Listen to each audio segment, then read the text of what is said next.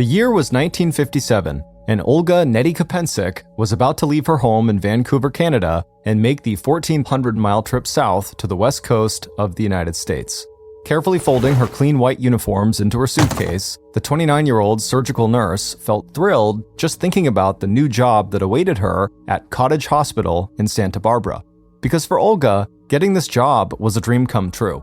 Ever since Olga could remember, from the time she was a teenager growing up in the tiny town of Benito, Manitoba, one of Canada's western provinces, she had wanted to do something meaningful with her life, something that would help people in practical ways. And after graduating from high school and working in a doctor's office, Olga had decided what that something was. She wanted to become a nurse. So, 6 years earlier, back in 1951, Olga took the plunge. She had packed up these very same bags that she was using again now and headed to the highly regarded nursing school at British Columbia's General Hospital in Vancouver. It had been a trip of 1,200 miles, almost as long as the journey she'd be making the next day when she left for California. Even all these years later, she still remembered how homesick she felt after leaving Benito. She remembered waving goodbye to her parents and her younger brother and sister, and seeing her father, who had worked for 34 years as a foreman for the National Canadian Railroads, look so proud and so sad as she climbed onto the train that would take her off to school. And now, as Olga thought about all the additional miles she'd be putting between herself and her family with this move to California, she suddenly felt a fresh wave of that same homesickness. But Olga was not someone who let herself dwell for very long on her own problems. Taking a break from her packing, the small and slim woman with curly auburn hair, hazel eyes, and a quick smile sat down for a few minutes on her bed and tried to collect her thoughts. She reminded herself that she and her family would be exchanging letters, and that once she settled in Santa Barbara, she might be able to persuade her parents to come down to California and visit her, and maybe see a little bit of the United States. In the meantime, they would keep Olga up to date on all the news she loved to hear the most, all about what was happening in her hometown and the arrival of any new children in the family. And looking around now at her clean, bare bedroom, Olga also reminded herself that this was the moment she had worked so hard to achieve. Her graduation from nursing school and getting her surgical nursing certificate had been one of the best moments of Olga's entire life. When she closed her eyes, she could still practically smell the huge bouquet of fresh flowers she had carried with her on graduation day. And she could still recall how complete she felt, wearing her new crisp white cap that was an emblem of her new profession. Taking a deep breath, Olga stood up from her bed and reached for the last pile of her skirts and slacks, and as she did, she felt all her excitement return to her in a rush. A few minutes later, the young nurse, affectionately known at Vancouver General Hospital as Ollie, gave a last look around and then hurried out of her room to say goodbye to her friends and fellow classmates. A few weeks later, in the fall of 1957, Olga reported for duty at Cottage Hospital in Santa Barbara, California. Ever since arriving a few days earlier and getting settled into her new apartment, Olga had spent hours just drinking in the sights and sounds of her new home. A beautiful gem of a city right on the central coast, tucked between the Pacific Ocean and the steep Santa Ynez Mountains. And Olga's impressions of her new hospital job were every bit as positive as her impressions of the city of Santa Barbara. From the moment Olga had walked through the doors of Cottage Hospital, the young Canadian nurse became known for how competent and conscientious she was while she was in the operating room, and for her ability to care for patients who had come through life and death crises. But along with the professionalism that made Olga a favorite among the doctors and supervising nurses, Olga's personality also made her a favorite among her coworkers, who would often stop by Olga's apartment after work to swap stories and Cottage Hospital gossip. And Olga would not be at work long at Cottage Hospital before she had her own exciting news to share with her friends. Because early in November, just a few months after stepping off the train that had taken her from Vancouver to California, Olga had met the young Santa Barbara lawyer who would later become her husband.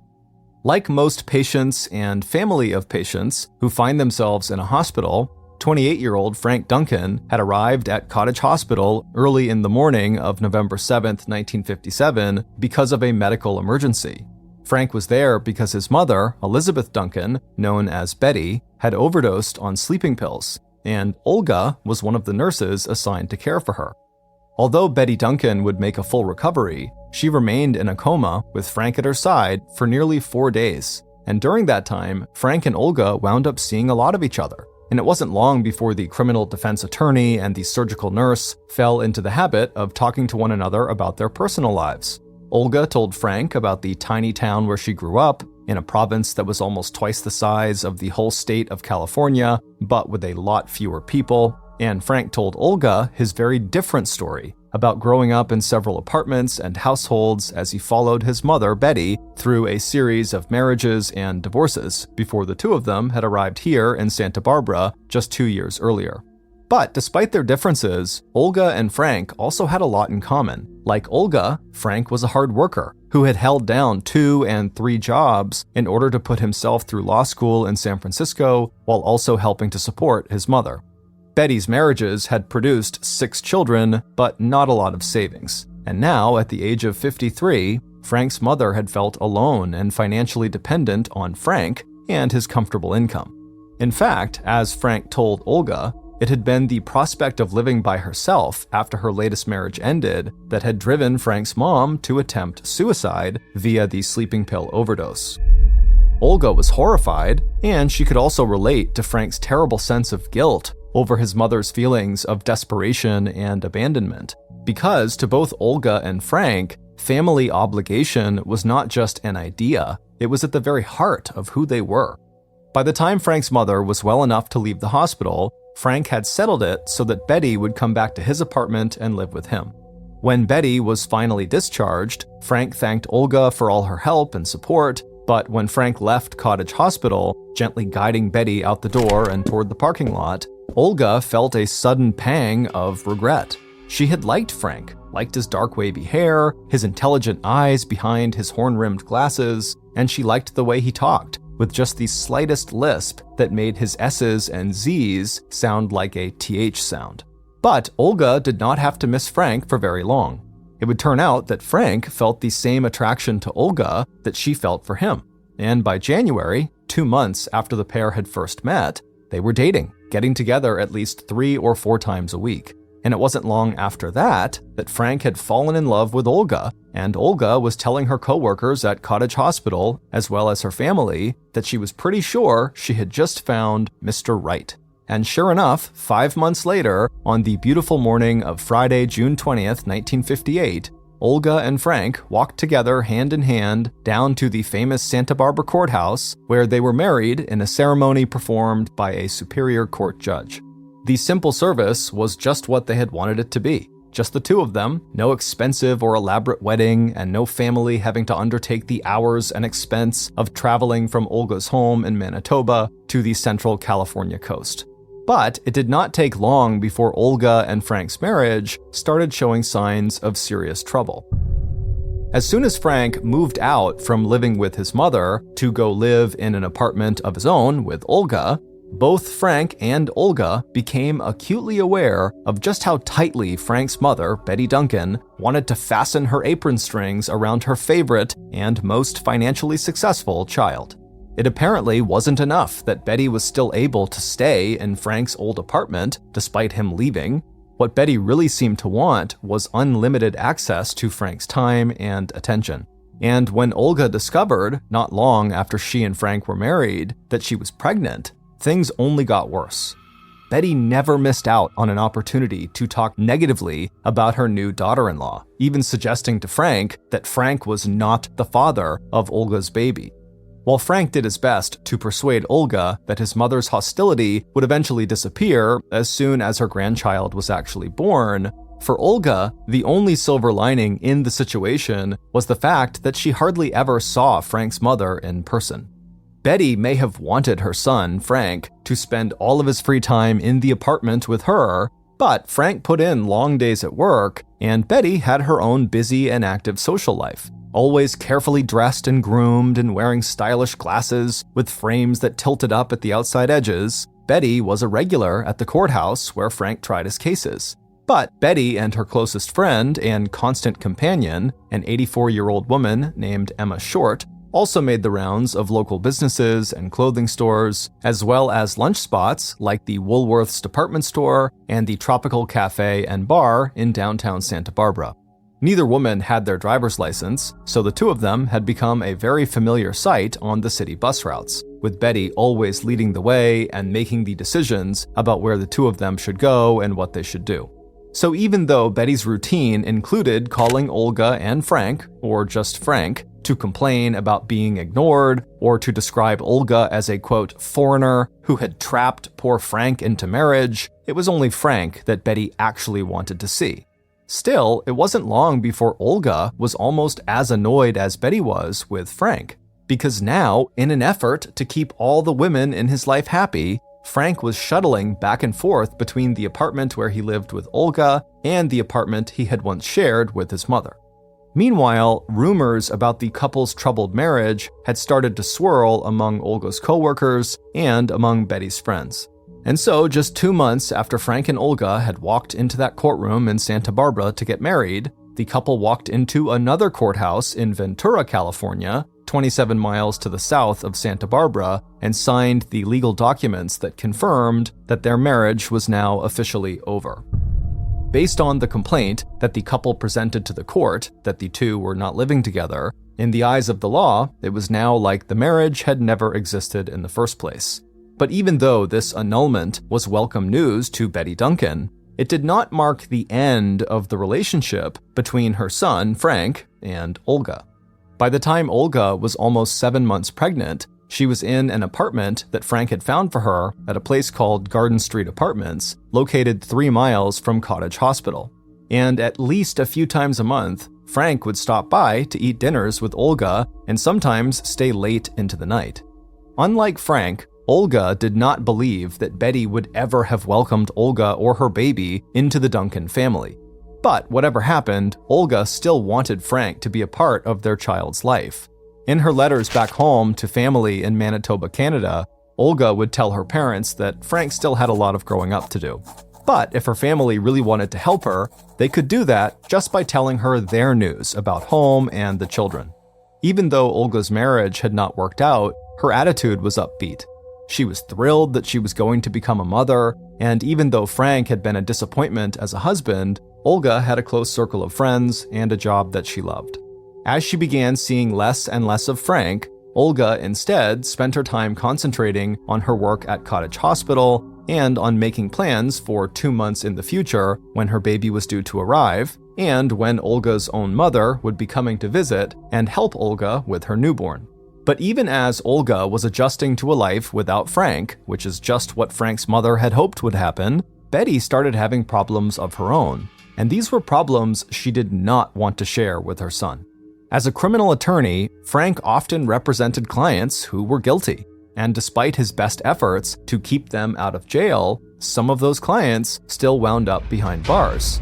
And to Betty's horror, on November 12th, 6 months after Frank and Olga had gotten married, and 4 months after that marriage had been annulled, Betty had become the target of an extortion scheme related to one of Frank's clients.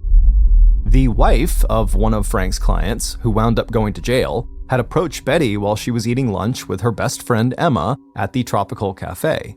This woman, Esperanza Esquivel, walked right up to Betty and promptly accused her son, Frank, of charging Mrs. Esquivel's husband, Frank's client, who happened to be the owner of the Tropical Cafe, too much in legal fees. And now Esperanza demanded that money, $500, back.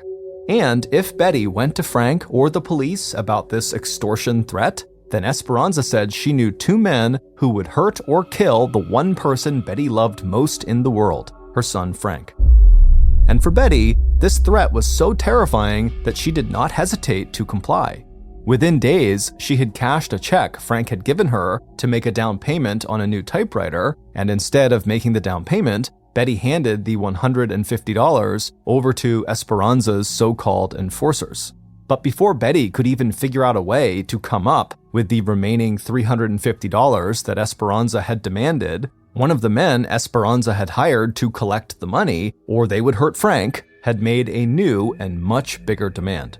And suddenly, Betty Duncan started wondering exactly what it was that she had gotten herself involved in.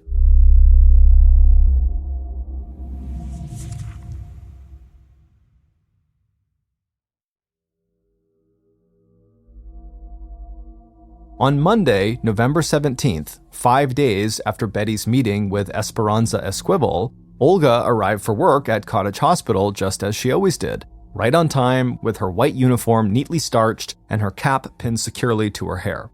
Even though she was 7 months pregnant, she was as active and busy in the operating room and tending to patients as she had been the very first day she'd arrived 1 year earlier.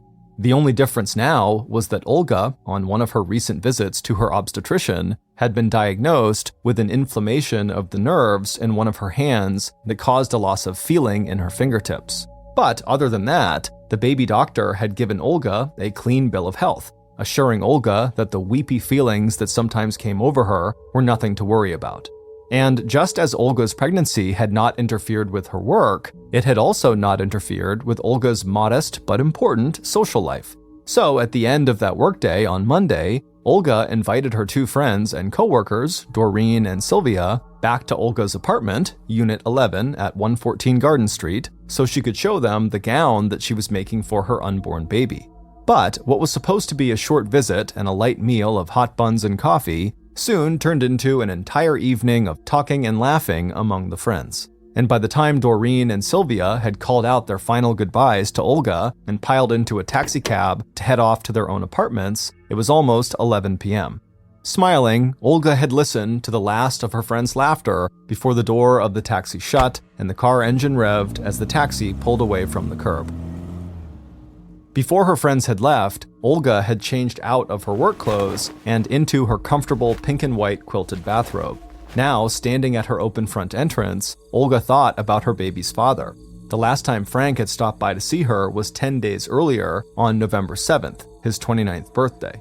Sighing, Olga stepped back and closed and locked the glass door. She was so preoccupied that she barely heard the sound of another car with a loud engine slowly driving down the street outside the front of Garden Apartments. Still thinking about Frank, she could hardly believe that it was only a year ago that they had first met in Cottage Hospital at the bedside of Frank's mother. When Olga's obstetrician had recently suggested that Olga's weepiness might be caused by temporary depression, she knew he was right.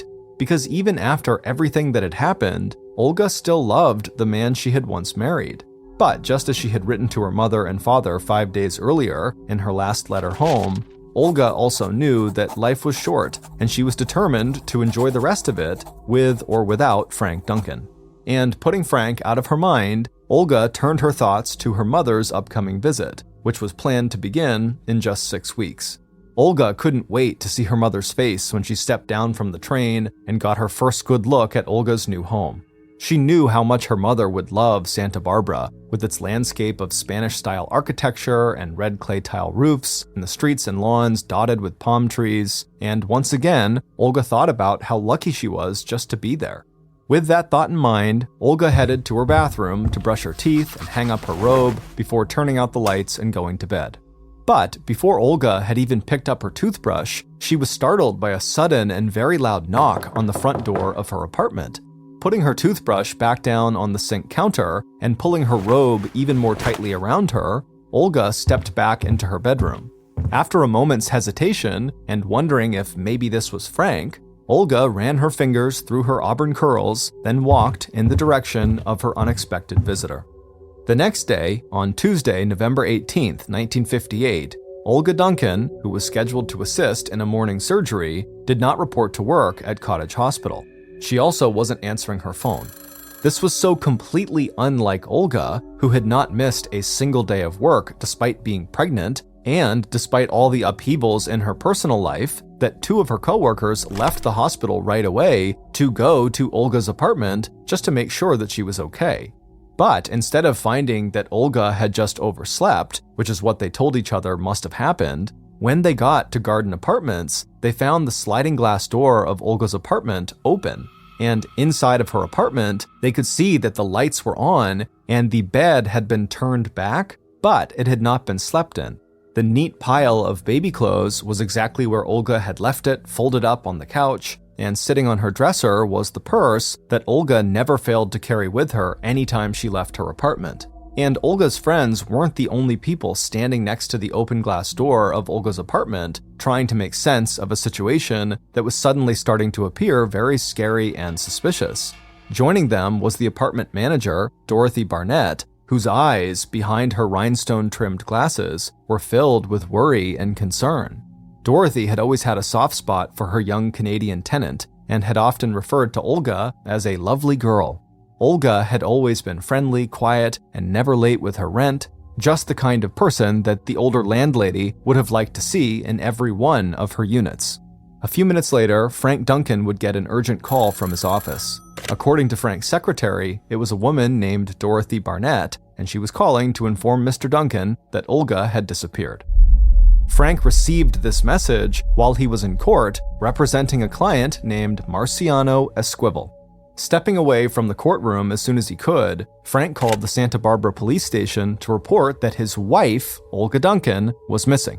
What Frank did not know, as he returned to the courtroom, was that Marciano Esquivel's wife, Esperanza, had very recently extorted money from Frank's mother, Betty Duncan. At the police station, the officer who took Frank's call had asked Frank what he knew or thought of Olga's apparent disappearance. Unlike Dorothy Barnett and Olga's two hospital co-workers, Frank was concerned, but not alarmed. According to Frank, Olga had been angry with Frank, and that's why she might have left. Or maybe she had decided to go back to her hometown in Manitoba, Canada, and pay a visit to her parents and family. So it wasn't until November 20th, 2 days later, when there was still no sign of Olga, that police issued a missing persons bulletin and assigned a detective to investigate. Over the next 3 weeks, several different officers from the Santa Barbara Police Department would follow up on a variety of tips and leads in their search for Olga Duncan. But it was during the first 72 hours that police developed their initial theory of the case. Based on their examination of Olga's apartment and the interviews with the nurses who had visited with Olga the night before she disappeared, police quickly decided that Olga must have somehow been taken from her apartment against her will. This was based on the fact that she had not made any plans to visit family or friends in Canada or anywhere else that police were aware of, and Olga had left behind all the documents and belongings that people would normally carry with them on any kind of trip. In addition to leaving her purse on top of her dresser, she also left behind all of her luggage, her passport, and her driver's license. And then there was the witness statement that Olga's landlady provided to the police. According to Dorothy, after she heard Olga's friends leaving Olga's apartment at about 11 p.m. on the night of Monday, November 17th, Dorothy reported hearing footsteps on the stairs outside of her own bedroom window. At the time, she believed she was hearing one of her neighbors, but the next day, when Olga was gone, those neighbors told Dorothy no, they had not been walking outside late the night before. The police also ruled out 2 other possible scenarios. Since nothing of value seemed to be missing from Olga's apartment, it did not seem likely that this was some kind of robbery gone wrong.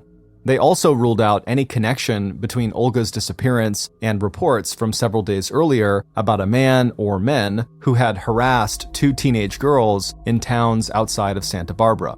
Instead, the one person police were most interested in speaking with was Frank Duncan, the father of Olga's unborn baby.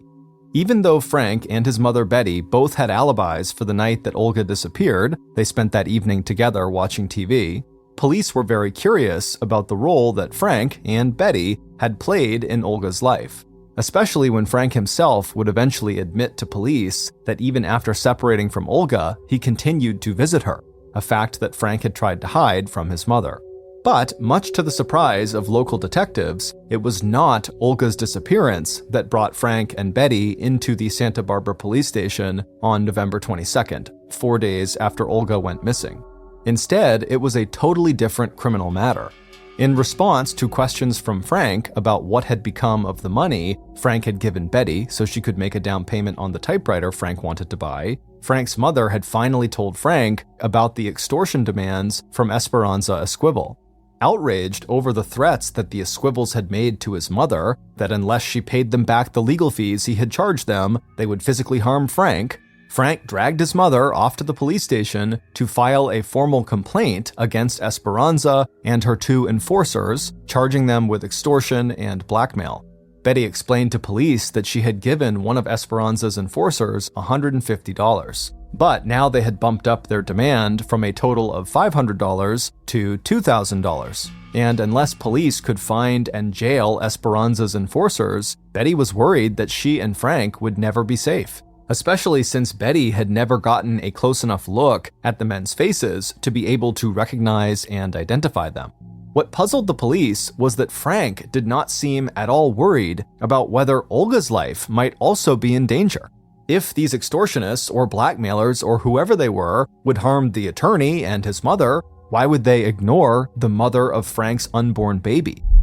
But without any hard evidence to connect Olga's disappearance to the extortion scheme, and without a description from Betty about what these enforcers looked like, all police could do was set up phone taps on Frank's and Betty's home telephones in case the extortionists tried to contact Betty or Frank by phone.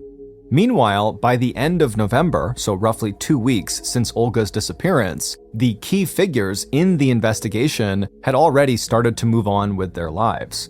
Betty was still working with Santa Barbara police, looking at mugshots of potential suspects in her extortion case, but still not able to make any positive IDs.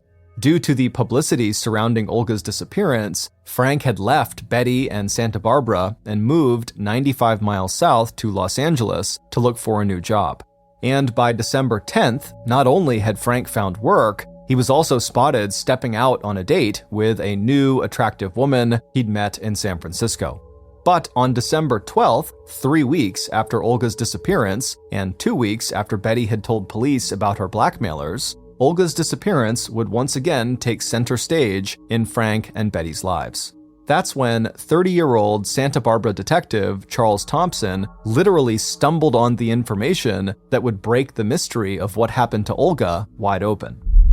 Only recently assigned to the extortion and missing person cases, Detective Thompson had decided to re-interview friends and acquaintances of Olga, Frank, and Betty.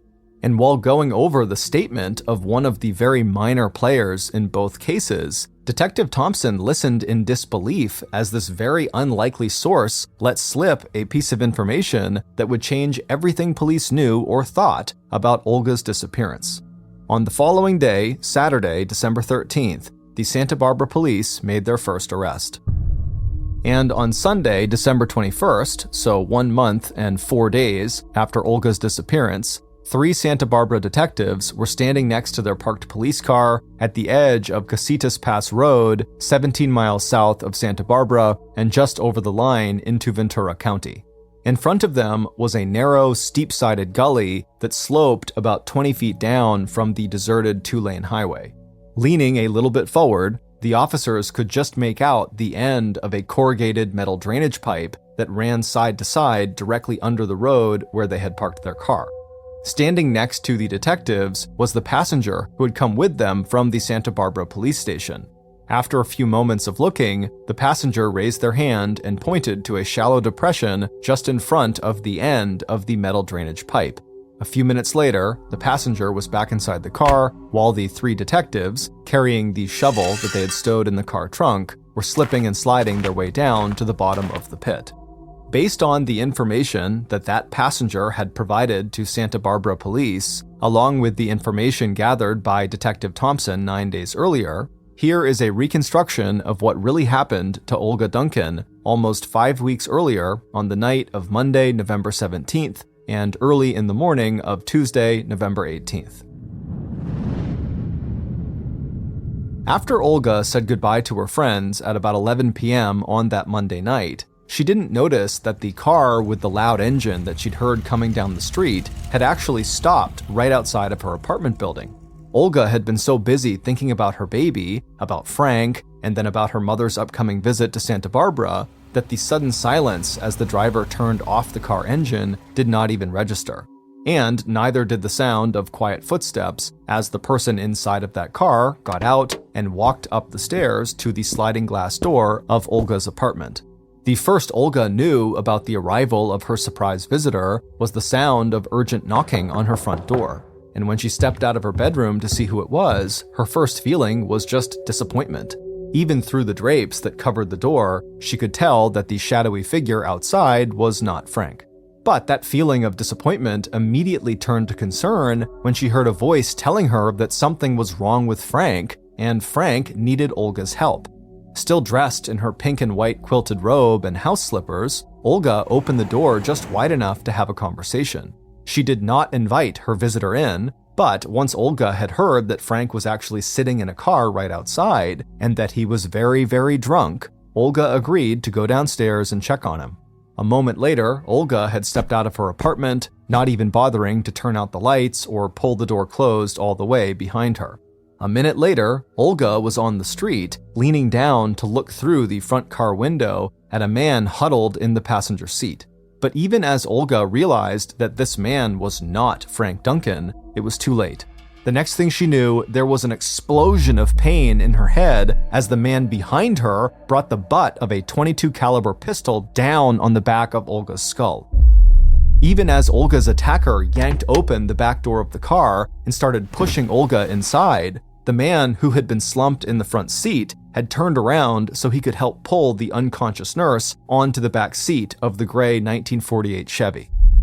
Moments later, Olga's first attacker had run around the car and slipped behind the wheel into the driver's seat, while his partner in the passenger seat sat up straight and looked around to make sure there was no one watching them. Then, with a grinding of gears, the old Chevy pulled away from the curb to begin the 230-mile trip from Santa Barbara south to Tijuana, Mexico.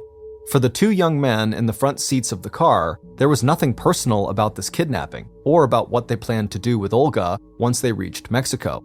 Instead, this was an opportunity of a lifetime. They'd been promised $6,000 for making Olga disappear, an amount of money that today would be worth more than $31,000 for each of them.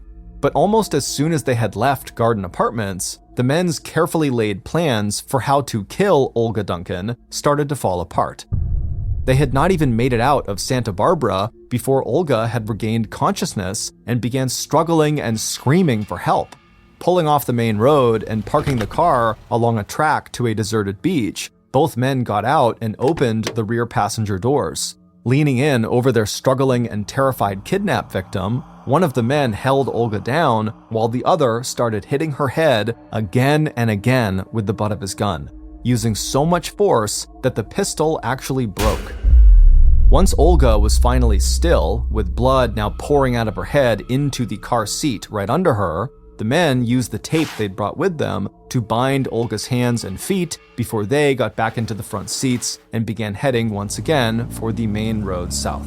But the kidnappers had only driven 13 more miles before they started to have car trouble. And instead of driving to Mexico, they were forced to get rid of Olga's body somewhere much closer to home. Turning onto rural Highway 33 South out of Santa Barbara, they headed through the mountains toward a very small town in Ventura County. And along the way, on Casitas Pass Road, the two men found exactly the spot they were looking for.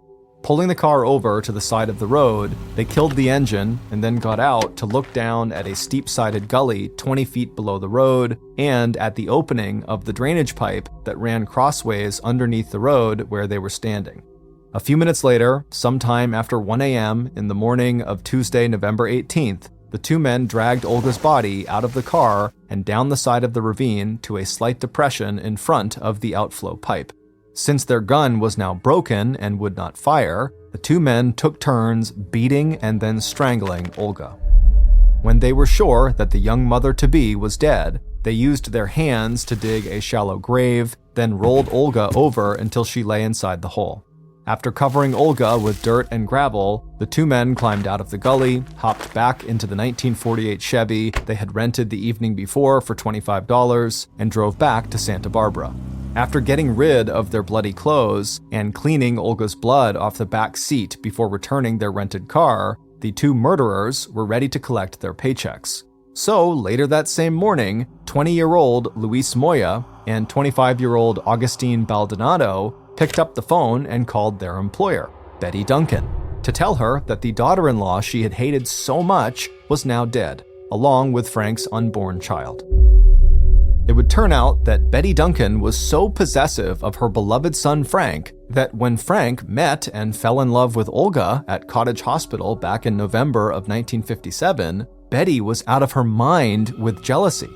From the moment Frank started dating Olga, Betty had done everything she could to break up the romance, calling Olga at least once a day for more than 3 months to threaten and insult the young woman and to scream at her to leave her son Frank alone. But it wasn't until Frank and Olga snuck off to be married at a civil service in June of 1958, by which time Olga was already pregnant, that Betty moved her hate campaign into high gear. On the couple's wedding night, Betty, who had found out about the marriage from a switchboard operator at Cottage Hospital, showed up at the apartment that Frank and Olga had rented and demanded that Frank come back to the apartment he shared with his mother. But even though Frank agreed to do just that, he refused to break all of his ties to Olga. So 2 months later, on August 7th, Betty decided to take steps of her own to legally end the marriage, using the same skills at deceit and lying that had allowed Betty to marry and divorce 11 times and con most of her unsuspecting spouses out of some or all of their money. Betty paid an odd-job worker from the local Salvation Army $60 to go with her to Ventura Courthouse. Once there, the two of them actually managed to impersonate Frank and Olga and get Frank's marriage annulled. After faking that annulment, Betty started working on a more ambitious plan, permanently erasing her son's wife from the face of the earth. And over the next 4 months, Betty would approach 5 different people to see if they would kill Olga. All of them declined until Esperanza Esquivel put Betty in touch with 2 small-time criminals, Luis Moya and Agustin Baldonado, who agreed on a price of $6,000 for murdering Olga Duncan. What the killers did not know was that Betty had never intended to pay them $6,000. Instead, after making a down payment of $150 using Frank's typewriter money, Betty was already busy making up a story in which she was the innocent victim of extortion and her 2 hired guns would be the blackmailers she would later report to the Santa Barbara police. It wasn't until December 12, 1958, 3 weeks after Olga's murder, that Betty's best friend and constant companion, 84-year-old Emma Short, would tell Detective Charles Thompson about Betty impersonating Olga in order to get Frank's marriage annulled. Emma would also talk to police about Betty's hatred for Olga and Betty's various plots to get her daughter-in-law murdered. 1 day later, on December 13th, police arrested Betty Duncan for forgery and filing false legal papers in order to get her son's marriage annulled. And once Betty was in jail and police began investigating the information they'd gotten from Emma Short, it would only take 2 more weeks before police had also arrested Olga's killers. On Sunday, December 21st, Agustin Baldonado confessed to murder and described to police what had happened on the night that Olga was kidnapped. Then, Agustin agreed to lead the 3 Santa Barbara detectives to Casitas Pass Road, where Agustin and Luis had buried Olga's body.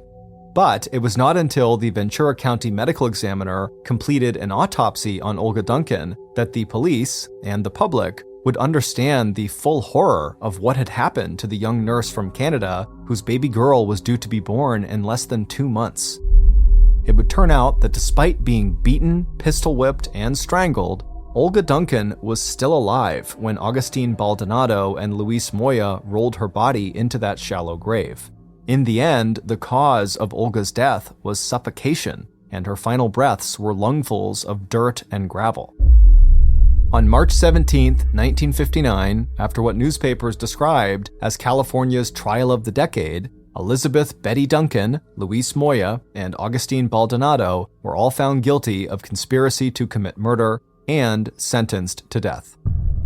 3.5 years later, on August 7, 1962, Luis and Agustin stepped into the same gas chamber at San Quentin Prison where they were strapped into adjoining wooden chairs and executed. The next day, on August 8, 1962, at 10 in the morning, Betty Duncan was executed alone in the same gas chamber, the last woman ever to be executed in the state of California. Betty Duncan's last words were, "Where's Frank?"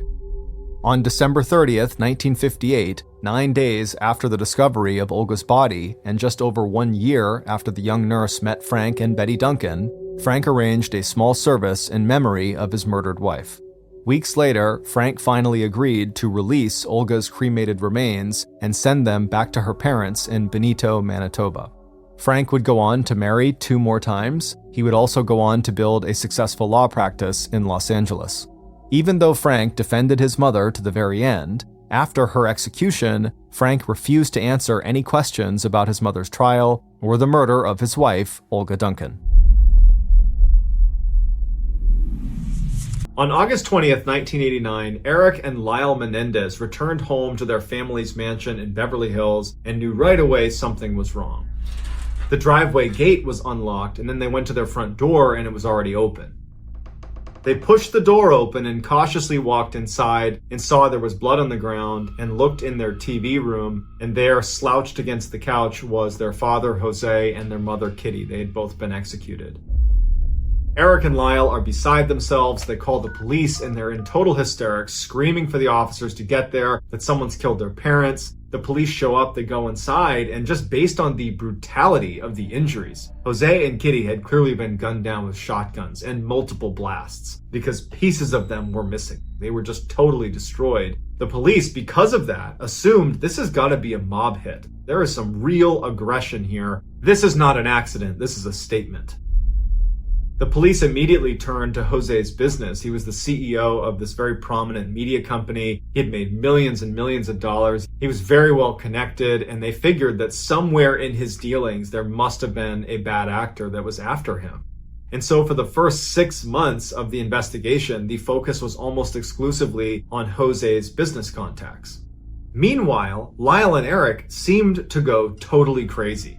They immediately inherited the $14 million family estate, and there was this huge cash payout right up front. And so the two of them go on this insane spending spree over those first 6 months. They bought condos on the water, they bought cars and Rolexes, they bought a chicken wing shop for $550,000. I mean, they were just buying things left and right. During their parents' funeral, Lyle was overheard talking about how he can't wait to go to the US Open, and look, I just bought a new Rolex. His mind was not on the fact that his parents had just been savagely murdered. It was on, what fun thing am I going to do with my money next?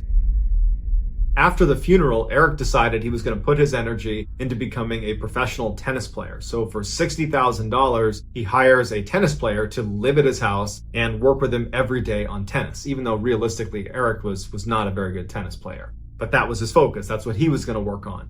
And Lyle spent most of his time building a team of people that could help him make investments into different companies in and around New York and New Jersey. But in addition to spending tons of money on their respective career interests, the brothers were also going to therapy sessions. And during one particular closed-door session, Eric would tell his therapist that me and my brother actually killed our parents.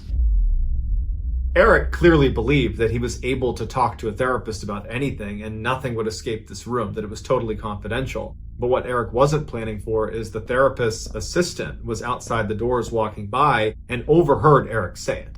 And she would tell the police would confront Eric as well as Lyle, and very quickly Eric and Lyle would confess. During their confession, they told investigators that on August 18th, they went out and purchased 2 shotguns and they stored them in their home. The next day, on August 19th, the brothers and their mom and dad go out on a fishing trip together the whole day. They come back, and then on August 20th, the 2 brothers retrieve their shotguns while the parents are sitting in the TV room, and they walk in and fire 15 shots into their parents, obliterating them. Afterwards, the brothers would ditch their shotguns and bloody clothes, and they would go to the movie theater and they would watch Batman. After the movie was over, they go back to the mansion, knowing exactly what they're going to find, and they go in and they put on this big performance. Oh my goodness, someone killed our parents! But it was all a lie, because they killed their parents for their money. Eric and Lyle were given life sentences and were sent to separate prisons, but actually just recently, they were reunited in the same jail. 30 years after their crime, a guy who collected NBA trading cards was rooting through some of his older cards, and he came across the Mark Jackson 1990 card. And he noticed in the background of the picture, sitting courtside, is none other than Eric and Lyle Menendez. It was during that 6-month crazy spending spree after they had murdered their parents, when they were going around buying up whatever they wanted, and they had bought courtside tickets to that particular game, and they happened to be immortalized on this playing card.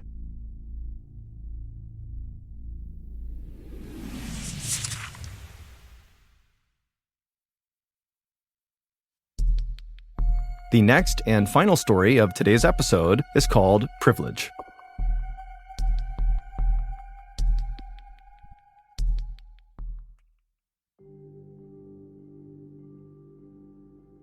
On the evening of Wednesday, May 21st, 1924, a man named Jacob Franks walked up the steps to his mansion, and right as he went to open his door, his butler opened it up, welcomed him inside, and Jacob smiled at the butler and stepped in. Jacob had just spent a long day at his office in Chicago, Illinois, doing a big real estate deal, and now he was just happy to be home with his wife and his 3 kids. Jacob was an incredibly successful business person who had made a name for himself first in the early 1900s when he ran a bank that specialized in giving out these enormous loans to gamblers. But it wasn't until he was named the president of the Rockford Watch Company and he expanded into real estate that he became outrageously wealthy. His fortune in today's dollars would have been around $70 million. But now that Jacob was so well established in the business world in Chicago, he was trying to make a more conscious effort to spend more time at home with his wife and kids. And so as soon as he walked past his butler into his mansion, he hung up his hat and his jacket, and he went to find his wife, Flora, to tell her about an idea he had for a trip for that upcoming weekend. But when Jacob found Flora, she was not remotely interested in talking about their weekend plans, because Flora was very worked up about their youngest son, Bobby. Bobby, who was 14 years old, was supposed to come home right after school, but it was now 6 p.m. and he still hadn't shown up, and she had no idea where he was.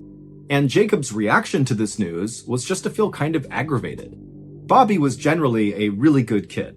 He was a student at a prestigious boys' school right down the road, and his teacher was convinced that Bobby was the smartest kid in his entire grade. Bobby was a member of the school's debate team and regularly beat the older kids, and Bobby was just a natural leader and very hardworking and kind. But Bobby could also be fairly irresponsible sometimes, specifically in terms of coming home on time. This was not the first time that Bobby had not come home by curfew. So Jacob told Flora, don't worry about it. This is something Bobby does. He likely lost track of time. And as Jacob and Flora are having this discussion, Bobby's older brother came into the room and suggested to his dad, Jacob, that perhaps Bobby was across the street at Richard's house. Richard was Bobby's cousin, playing tennis on their private court.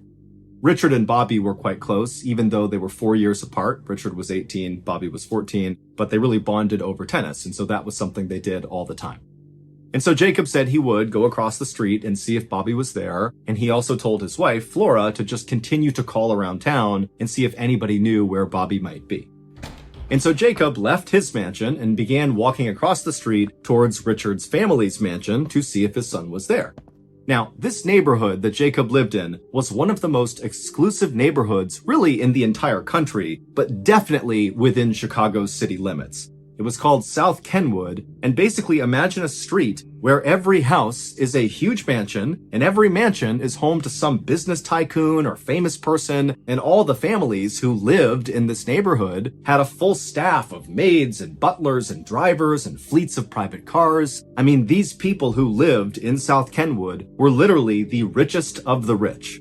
And so Jacob, he gets across the street, he's standing in front of Richard's family's mansion, and he looks around the side, and he can see the private tennis court where his son and Richard would always play, but it's totally vacant, and in fact, the house is just totally quiet. No one's home. When Jacob got back to his own home, he found his wife pacing around in the parlor looking really concerned, and so Jacob immediately asked her, what'd you learn? What's going on? And she would tell Jacob that she had spoken to one of Bobby's friends who told her that Bobby had umpired a baseball game after school and had left to walk back home at around 5 p.m. The school and the baseball field where Bobby would have been was only about 3 blocks away from their home. And now it was 6:30 p.m., so it's been an hour and a half since Bobby had supposedly began his walk home. And so by now, he certainly should be here, but of course he wasn't. At this point, Jacob went from feeling aggravated with his son to being concerned for his son's safety, despite the fact that he's thinking, okay, well, my son is likely somewhere in this neighborhood in South Kenwood, one of the safest, richest, best places in the country. He's got to be okay, but I really want to find him. And so Jacob would call one of his very close friends who lived in this neighborhood, who also happened to be a former state senator, and he asked him to come over and basically look around the neighborhood for Bobby. When the state senator friend arrived at Jacob's house, the two men left and began walking down the street lined with mansions, making their way towards the school where Bobby supposedly had been umpiring. And when they got there, they saw there was no baseball game happening, and the school was dark and closed for the night. But Jacob and his friend decided that, maybe it was possible that after umpiring this game, when Bobby had begun his walk home, maybe he had taken a detour into the school to get something, and then perhaps the doors got shut and locked on him. And so Jacob and his friend went to the school and looked for a way to basically break into the school. And sure enough, they would find an open window, they'd open it up, they would climb inside, and they would search the entire school, but Bobby was not in there. At this point, Jacob was really starting to panic. His friend was trying to calm him down, but Jacob is now thinking something is terribly wrong with my son. And so the two men actually ran from the school back to Jacob's house, and when they went inside, Jacob immediately called out to his wife to see if maybe she had located Bobby, but when he called Flora's name, there was no response. And so Jacob and his friend, they run inside and they make their way towards the parlor, which is where they had last seen Flora before they left. And when they walked in there, they found Flora lying on the ground, totally lifeless, with the phone off the hook right next to her hand. And so Jacob and the senator, they run over and they begin shaking Flora, and suddenly she wakes up with a gasp, and she looks up at Jacob and just begins sobbing hysterically. And after Jacob finally calmed her down, she would tell him that after they had left to go to the school, she had received a phone call. And at first, she thought it was Bobby calling to check in. But when she answered it, it wasn't Bobby, it was a man's voice she didn't recognize, who told her that Bobby had been kidnapped. He was safe for now, but if they went to police, something terrible would happen to him. This mystery man also told Flora that they would be in touch soon with more information, and then they hung up. And Flora had been so overwhelmed by what she was told that she had fainted, and that was why they found her on the ground. That night, Jacob, Flora, and the state senator friend stayed up late going over, what they should do. Of course, they wanted to go to police, but this felt like a credible threat that Bobby could be harmed if they did that. And so they just went back and forth over how to handle this horrible situation. But by 2 a.m., they had made a decision. The state senator had some close friends and connections in the police department, and so they decided that they would go talk to the police, but they would swear them to secrecy so the kidnapper or kidnappers wouldn't know the police were investigating. And so, a few hours later, when the police department opened up, Jacob and the state senator friend went to the police, they spoke to the highest ranking officer who was sworn to secrecy, and then that morning, the police would begin a quiet investigation into Bobby's kidnapping. At the same time this investigation was beginning, on the morning of May 22nd, 1924, a man named Morton D. Ballard drove through downtown Chicago in a luxury car known as a Willis Knight. He pulled this luxury car into a parking lot right next to a rental car company, and after parking the car, Morton got out, he went inside of the shop, and he handed the keys over to the clerk behind the desk. The clerk would ask Morton, how did it go with your rental car? And Morton would say, oh, it was perfect, went totally fine. After that, Morton thanked the clerk, he turned around and walked outside where another luxury car was waiting for him, being driven by his good friend, Lewis Mason.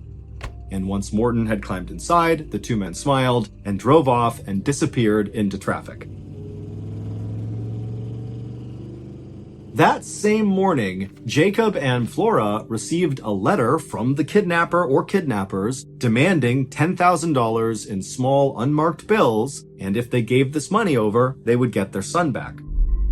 And immediately, Jacob went to the bank and got the money, But before he could actually deliver the money to the kidnappers at the location they had specified in this letter, the police, who were quietly investigating, discovered a clue that would break the case wide open.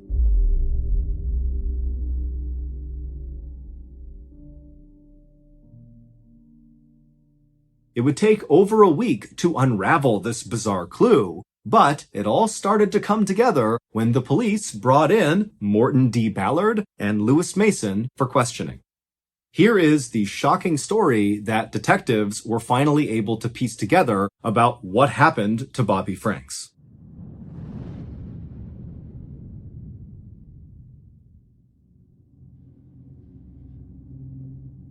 On May 7th, 1924, so 2 weeks before Bobby went missing, Morton D. Ballard walked into a hotel in Chicago called the Morrison and rented room 1031. He would tell the front desk that he wanted them to hold his mail for him, and over the next couple of days, Morton would come in and he would get his mail from the front desk, but he didn't appear to ever actually go up to his room.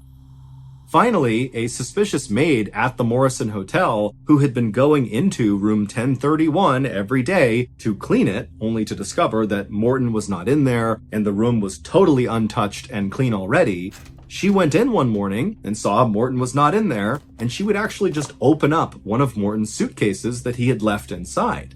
And instead of the suitcase containing clothes or toiletries, it just contained a bunch of random library books. As it happened, after this maid found this strange suitcase full of books, Morton stopped coming to the hotel. He stopped getting his mail, he did not claim his luggage, and he didn't pay the bill. He just kind of vanished.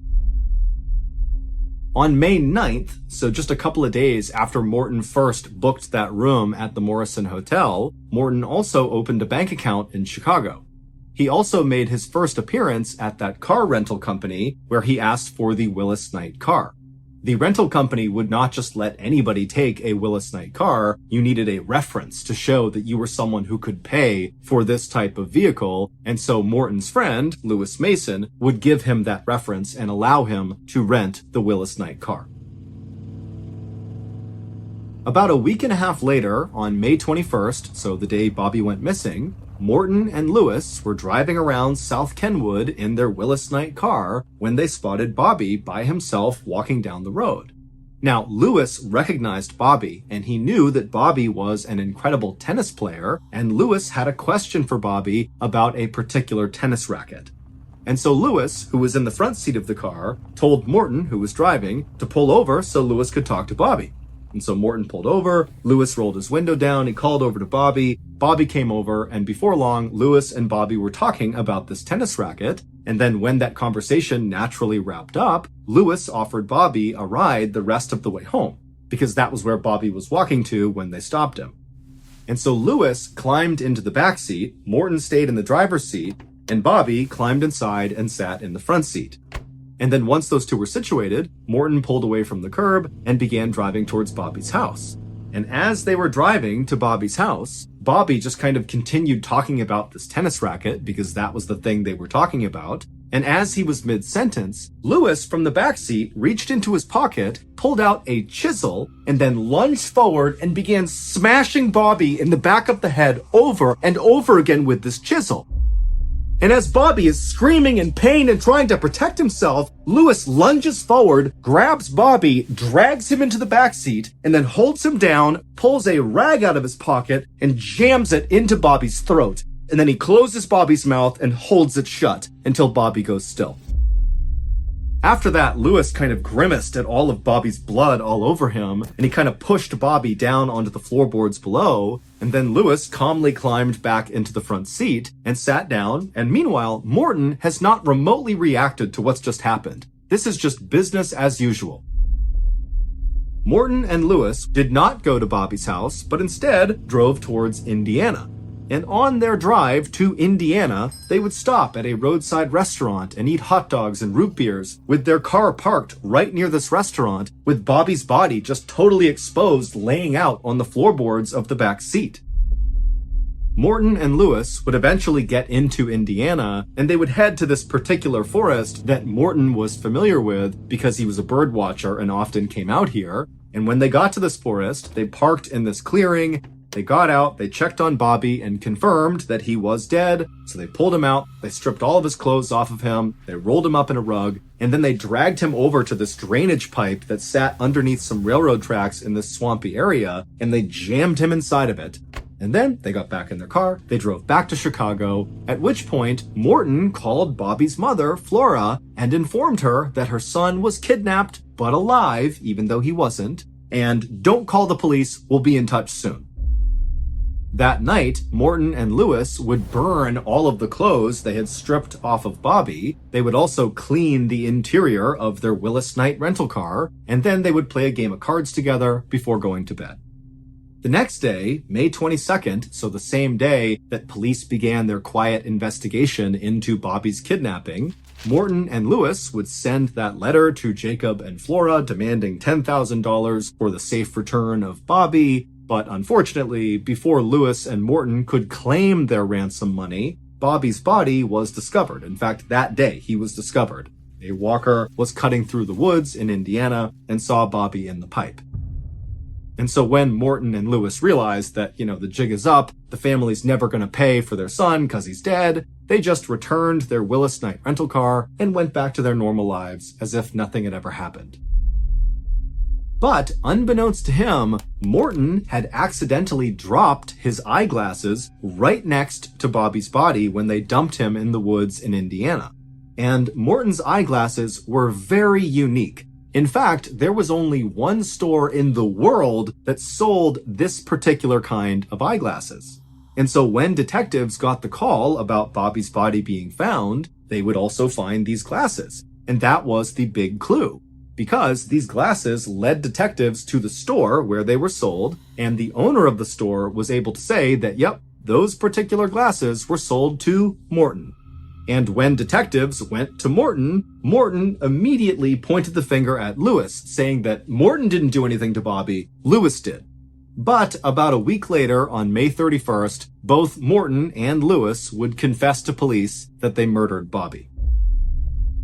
But far more shocking than what Morton and Lewis had done was who they were. Because Morton and Lewis were not their real names.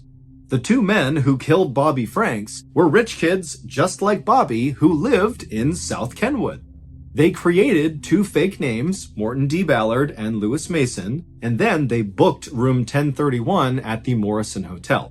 Now, they had no intention of actually staying at this hotel, and so they just left that suitcase full of books inside of the room to make it appear like they were staying there. But in reality, the only reason they booked that room is they needed a physical mailing address that was connected to their fake personas.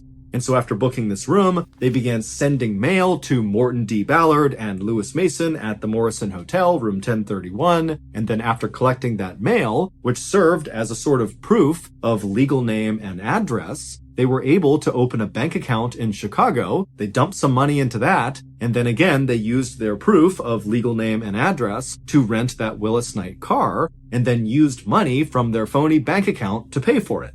And then once they had their luxury car, it was time to go kill. In reality, Morton was actually a 19-year-old prodigy named Nathan Leopold. He spoke 5 languages, he had already graduated from college, and he was a nationally respected ornithologist, which is someone who studies birds. Nathan's IQ was so high, it literally couldn't be measured. His father was the president of a very successful steamship company, and Nathan was planning to attend Harvard University in the fall to get yet another college degree. And Lewis was actually 18-year-old Richard Loeb, who was Bobby's cousin and one of his best friends. Bobby and Richard played tennis together all the time in Richard's private court, which is where Bobby's father went first to go looking for his son. Like Nathan, Richard was also a genius. He was the youngest person ever to have graduated from the University of Michigan. He graduated at 17 years old. And to celebrate the occasion, Richard's father, who in today's dollars was worth about $175 million, he was a retired vice president for the major retail store Sears, he bought Richard a custom golf course. He built him his own golf course. That was his graduation present. And at the time of Bobby's murder, Richard was actually enrolled at the University of Chicago's law school studying to become a lawyer. Nathan and Richard would very proudly tell investigators that they didn't kill Bobby to get money out of his parents. Nathan and Richard were fabulously wealthy. The money meant nothing. Instead, they had come up with this scheme and killed Bobby because of their belief in the philosopher Nietzsche's concept of supermen, men whose superiority allows them to rise above all ordinary rules, ethics, and laws. Basically, Nathan and Richard believed they were so much better than everybody else in the world that if they wanted to kill someone, they should be able to. And Bobby seemed like a pretty easy target.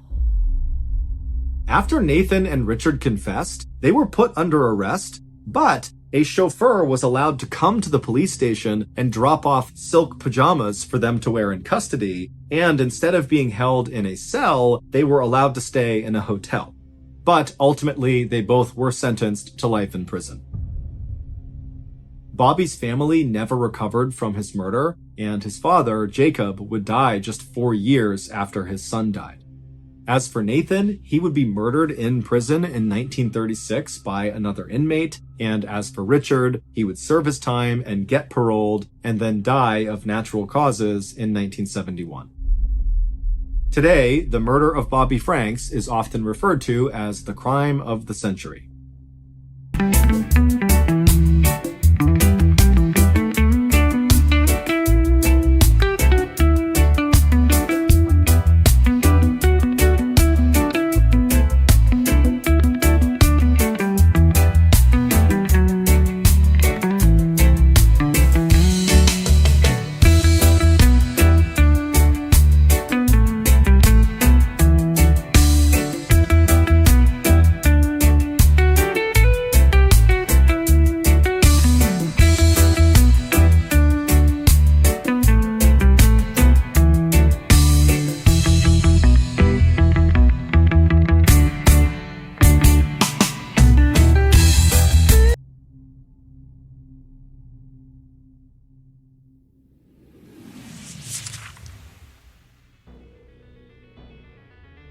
Thank you for listening to the Mr. Ballin podcast. If you enjoyed today's stories and you're looking for more strange, dark, and mysterious content, be sure to check out all of our studio's podcasts. They are this one, of course, Mr. Ballin Podcast, and we also have Mr. Ballin's Medical Mysteries, we have Bedtime Stories, and also Run Fool.